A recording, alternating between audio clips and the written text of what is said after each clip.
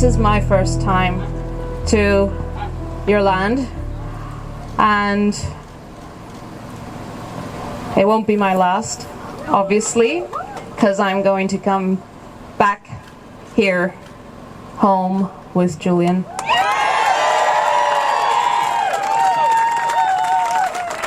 And our kids, who are Australian citizens, will come home too.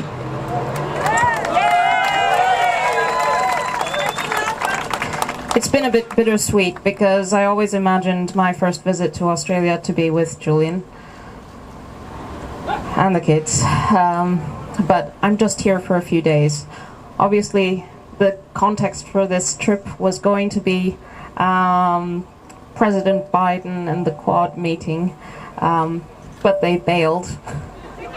But I wanted to come here and be able to speak to all of you, because I want to tell you that you guys are at the forefront of a global movement for justice. A global movement that converges on one man, but the meaning of which goes far beyond Julian's freedom. It's not just Julian who has lost his freedom, but all of us. Because in order to keep Julian in prison, they have had to corrupt their own rules and their own principles. But we've reached a point now, I really feel it. We've reached a turning point, because they know that we know that they are wrong, and that they are cruel, and that they are torturing Julian because he did the right thing, because he is in prison because he exposed the crimes of others.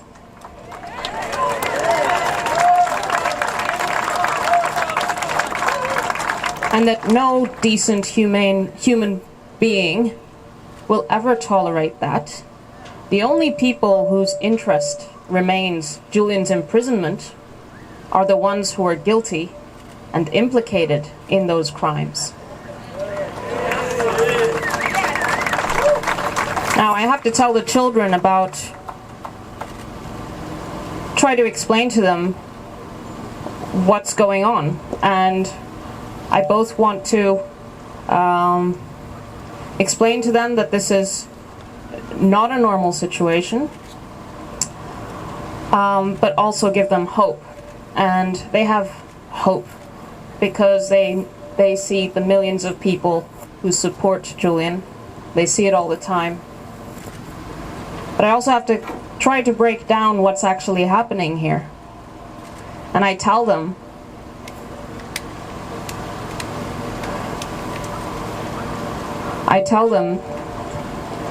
that Julian showed the world that bad people were doing bad things.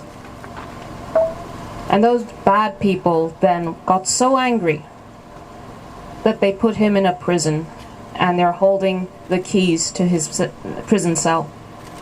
But that millions of people are fighting for those keys back. And all of you, each of you, are part of that fight. And there are millions around the world. I've been traveling to Italy, to Germany, in Mexico. John and Gabriel have just been in Mexico, and they were traveling throughout Latin America. Julian's case is a case of global importance. But you guys are at the center of it, because Julian is an Australian. He's a country boy. And he's from this country. And that means that the key to securing Julian's release lies with you. And you guys have been incredible over the years. I mean, I was just in Canberra, and I had a meeting in a packed out room of parliamentarians. There was standing room only. And they were from every party. It's really just the entire political spectrum, who is now saying enough is enough. I agree with what has been said here, but let's not lose sight of what an achievement this has been, because a few years ago there was radio silence, and apart from Scott and a few others, people were silent about what was happening, what was being done to Julian. And there has been a sea change, and I'll tell you why. Because of you. Because you know how politicians are. They have opinions about all sorts of things. Sometimes they're the right opinions, but they won't express them unless they think it will further their political career. But you guys have made a very clear signal about what will further their political career. Yes. And you need to keep that going. You guys need to shout louder, fight harder, put the pressure on each of your representatives. Make Julian's situation visible everywhere, every day. Yes. On your cars, on your shirts, every day. You tell all your friends, you talk about it with your family members, you meet with your MPs, and you make sure that Julian stays top priority until he steps out of that prison. Until he comes home to us, to all of us.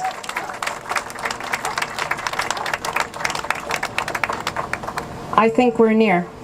We can achieve this together. I fight for Julian every day, but I'm not alone. I feel like I am buoyed by all of you and the enormous support that has built over the years of decent people standing for decency, for humanity, and for justice. Not in some abstract way, but in this very concrete way. And don't lose sight of the incredible community that has been formed around this case.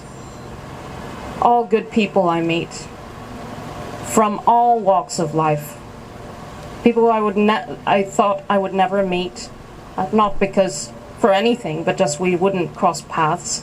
People for which sometimes I would probably have an argument on one or two things, but who have a basic sense of decency and humanity and justice, and who won't tolerate this.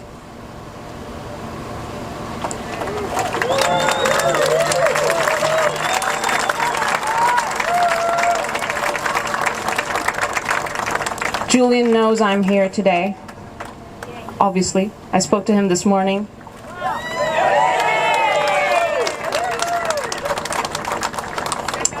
He is really encouraged. It really keeps him going, you know, because every day that passes, if the other side had been successful, he would become more and more invisible, and what's happened is the opposite. And that's because of you.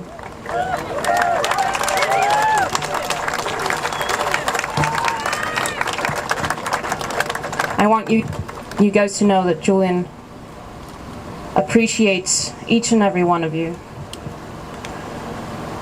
and that he knows that without you he would never be able to be free. But now we have hope. We have real hope that Julian will be able to step out into the sun once more.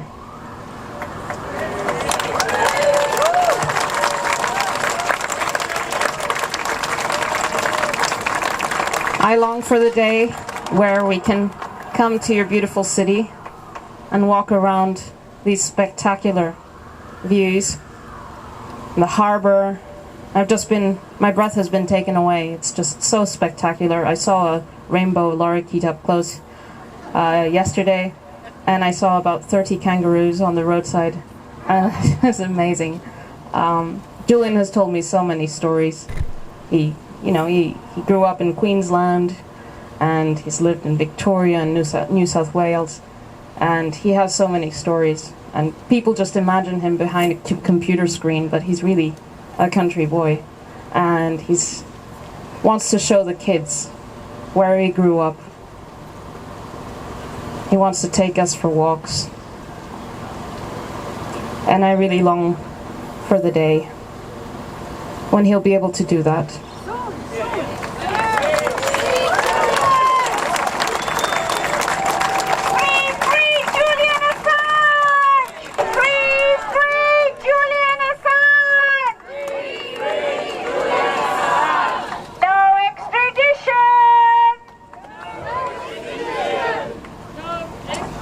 Thank you. Yes, it's important. No extradition, but not just that. Freedom.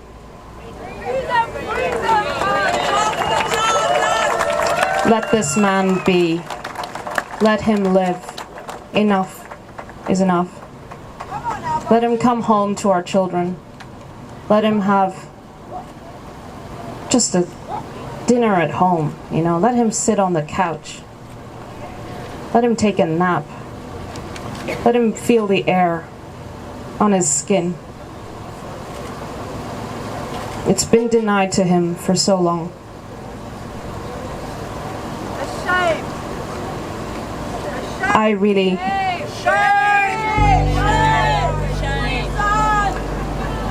Let's make it happen, you guys. Thank you.